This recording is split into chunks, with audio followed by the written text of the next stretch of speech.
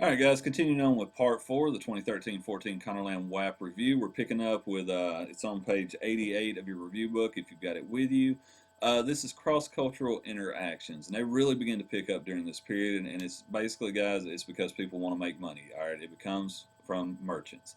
And basically, all a diaspora is a pocket of people who move somewhere else and form their own communities outside of their homeland. So you have several of these during this time period, and I'm going to go through a little hit list of them.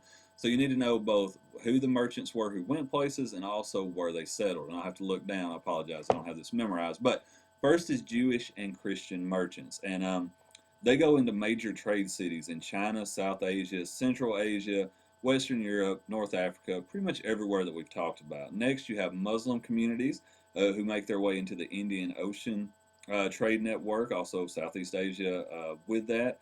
The Saharan networks of North Africa and West Africa, and other places around that area. Then you have Sogdian merchants who are from Persia, and they go east and west along the Silk Roads. Next, you have Chinese merchants who make their way into the Indian Ocean region. And remember, they're all going to major trade cities. So the ones that we looked at in part three are where these people end up. And the bottom line on it, like I said, they're all drawn by the chance to earn money. All right, they're not going there just because they want to. There is some kind of economic opportunity for them. Next, we're going to look at travelers who impacted things during this era, and particularly the reason that they did this is because they wrote down what they saw, and it gives you a pretty good insight of some of these civilizations that we've dealt with from people outside of it, an outsider's perspective, as you will. And there's three of them. There's Marco Polo, Ibn Battuta, and Mansa Musa. Very briefly, Marco Polo, for various reasons, finds his way into the Tang Dynasty in China, and he traveled there through the Silk Road.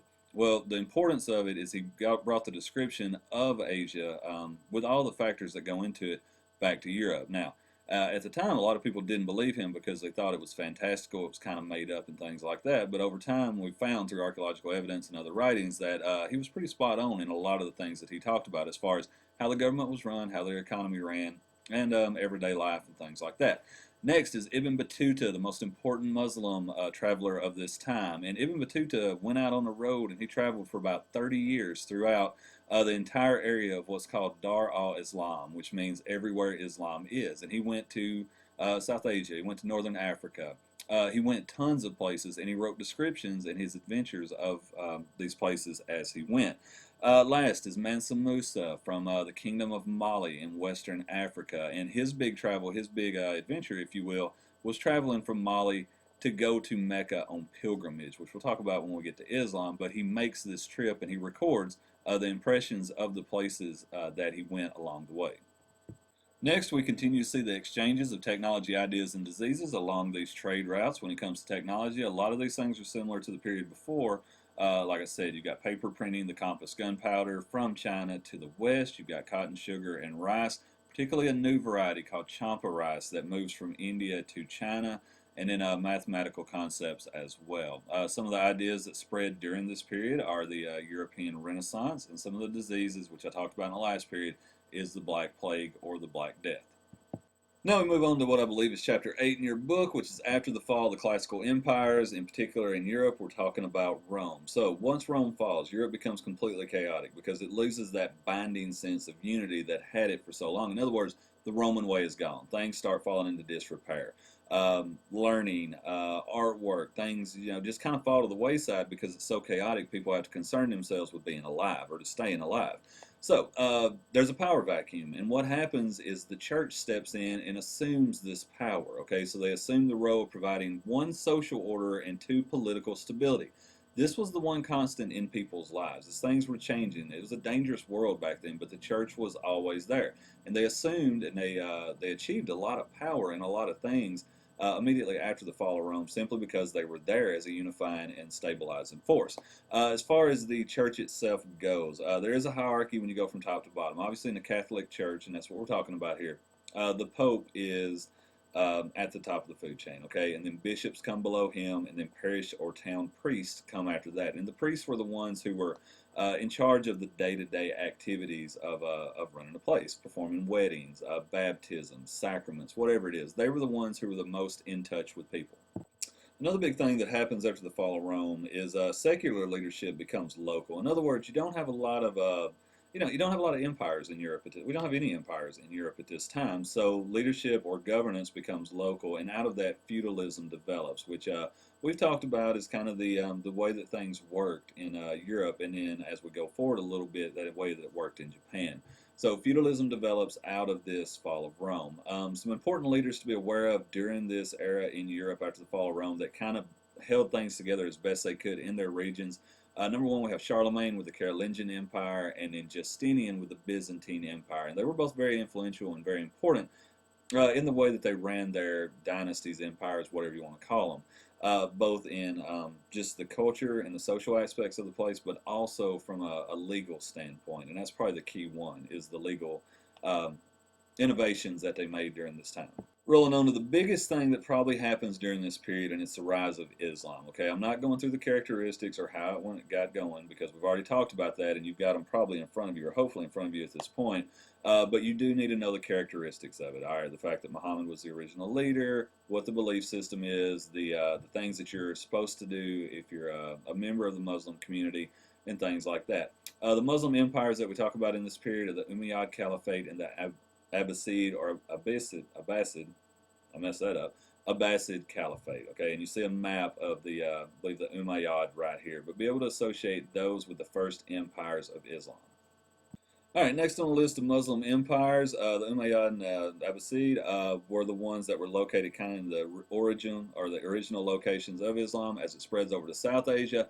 Another Muslim dynasty is born, and it's called the Delhi Sultanates. Now, they're a little unique compared to the other ones in the fact that they had to go in and take over a dominant religion that had been there for thousands of years. And I'm talking about Hinduism. So the way that they decided they were going to do this is to blend Islam with aspects of Hinduism. And you end up with a religion that we've talked about before, which is called Sikhism. They're unique as far as a lot of dynasties and empires in history, and the fact that they ruled for the whole time they were there as minorities. Islam was never able to really take hold in India and supplant or to take over Hinduism. So even at their height of their power, there were never more than 25% of the population in India that was Muslim. All right, next we got the Crusades, and look, here's what it boils down to. It's economic motives, it's religious motives, there's a lot of things that go into it, but at the bottom line on it, what it's trying to do is it's trying to get the Holy Land back, all right, and as I've got it here, sought to reestablish the Christian faith in Southwest Asia, or the Middle East. Now, as far as the political causes of it go, they're trying to alleviate some of the pressures on the Byzantine Empire, which I don't know if we've talked about this, but the Byzantine Empire was Christian. It was a different form of Catholicism known as Greek Orthodox, but still, more or less under the same umbrella as Western or Latin Catholicism. So the Byzantine Empire, who are still Christians, are being threatened by Muslim Turks coming from the Middle East or coming from the area of the Holy Land. So the Pope figures that he can help them out because A, he's scared that if the Byzantine Empire gets run over, the Muslims will eventually work their way into Europe, and two, he kind of wants the Byzantine Empire to owe him a little bit. So for those reasons, he calls a crusade, and they end up going on it. And as far as the economic cause, and pardon the bullets there, but the Muslim presence in the Middle East and the Holy Land is impacting the trade of luxury goods between East and West. And people in Europe are not able to get the goods that they were accustomed to getting and at the price they were accustomed to get them to as well. So those two things combine, along with the religious motives of, taking back the Holy Land of Jerusalem, to cause these crusades. And you can look on this map here and you can see some of the routes of the crusades. Just be aware of the general direction they went. You're not be responsible for any specifics, but know where these people came from, where they end up, and where majority or where all the fighting took place, which is in what we now call the Middle East. As far as the results of the crusade, it was pretty much a success, except for the thing that was, to a lot of people the most important, which was militarily. It was relatively unsuccessful when it came to taking Jerusalem. The first crusade was the only one that was actually successful at doing what the crusades were intended to do, which is liberating the Holy Land. During the first crusade, they took Jerusalem and held it for several years under I don't know, I guess you could call it a series of crusader states. But eventually the pressure becomes too much, the crusaders are too far from home, and Jerusalem is taken back by the Muslims. And then a series of successive crusades are called to once again free the Holy Land, which do not work. Moving on to the cultural aspect of it, it was relatively successful when it came to that because it opened up new lines from east to west. And when Crusaders came home, they brought stuff with them, like not really the Crusaders themselves, but people within the Crusades brought back mathematical concepts, scientific concepts, and different philosophies. So it opened up Europe to a new array of cultural influences. And it also ties into the economic aspect of it. And it was really successful when it came to that because new luxury goods began to make their way into Europe. One from Crusaders bringing them home, and two from the routes that were opened from the presence from east to or from west to east. So 2 out of 3, it was successful militarily, and the original and main goal of the crusade, it was not that successful, or not as successful as the other two. Moving over to China's dynasties for just a moment. The first one we're going to look at is the Sui dynasty from 581 to 618, and there's a couple characteristics of it you need to know. Number one, they revived the public works that we've talked about with previous dynasties. As these dynasties, kind of went from one to another, projects and different things would kind of go to the wayside while the dynasty would kind of, I guess you could say, get its effects in order. Well, once the Sui get everything the way that they want it, the Great Wall and the Grand Canal begin to, they keep on building it, okay? They proceed with what has been done before. Also, they brought something back called the Civil Service Exam, which we've talked about this year, but it's just a test that gets you into the government bureaucracy, okay? That's all it is and all it boils down to, a test, okay? To see where you will place in the bureaucracy. And then during the Sui, another characteristic, Buddhism begins to increase, and you're going to see a backlash on that, like most things, as we go forward. All right, moving forward from the Sui dynasty, we move to the Tang Dynasty from 618 to 907. Some of the characteristics of it. The world's largest city, which is Chang'an at that time, comes into play. You also see a continuation of Sui policies like the Great Wall and the Civil Service Exam, like talked about just now. Some changes they did. This is a backlash that I was talking about. The government officially rejects Buddhism during the Tang Dynasty, and that's honestly one of the most important things to remember out of this, that they reject Buddhism. So you start to see a withdrawal of Buddhist influence and of the popularity of it with the people. And then also when they take away Buddhism, when they reject it, they reinstitute the principles of Confucianism. So they're kind of calling back to the past and trying to, in their eyes, I guess, revive the ancient glory of China. Now, as far as Tang expansion goes, it's no different than anywhere else that we've talked about, like Rome, like the Indian empires. In the previous Chinese empires, they began to expand because of military, diplomacy, and trade. So a little bit of force, a little bit of coercion, a little bit of negotiating, and also a little bit of greasing the palms, a little economic way as well. They do bring some new technology in, or they're the ones who really popularize, I guess you could say, the technology of printing, gunpowder, medicine, and the compass. We've already talked about those goods, but be able to associate them with these guys. Next is the Song Dynasty, and remember, a big part of this course in being successful is to draw continuities and changes from one thing to another. In this case, we're looking at the 3 successive Chinese dynasties in this period. And the Song has some things in its characteristics that are similar to the Tang, okay? First of all, the Silk Road is still being used, and second, the continued development of urban centers. Okay, with Chang'an, this thing really gets going with the Chinese population being concentrated in urban centers or cities during the Tang, and in the Song, they begin to continue to keep that going, and also the Civil Service Exam as well. So they keep rolling with what works from the previous dynasty. Some of the changes from the Tang, remember, it's all about continuities and changes. They kind of adapt Confucianism to a form called NeoConfucianism, which just means New Confucianism.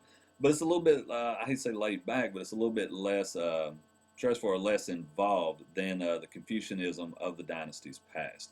Also, they institute foot binding, which we've handled in this class, and you can tell by the picture what goes on, but know how that relates to the roles of the women and how it was a way to keep women subservient to men. Because remember, foot binding at the end of the day was an idealized form of beauty that women took upon themselves because they would be ostracized or not considered the ideal beauty if they didn't go through this pain and they didn't go through this process. All right, so this wraps up part 4. We're going to keep rolling. Hopefully we can get this into 10 parts, but it's not looking like it at this point. Once again, appreciate you listening. Keep on working on it, and we'll see you for part 5.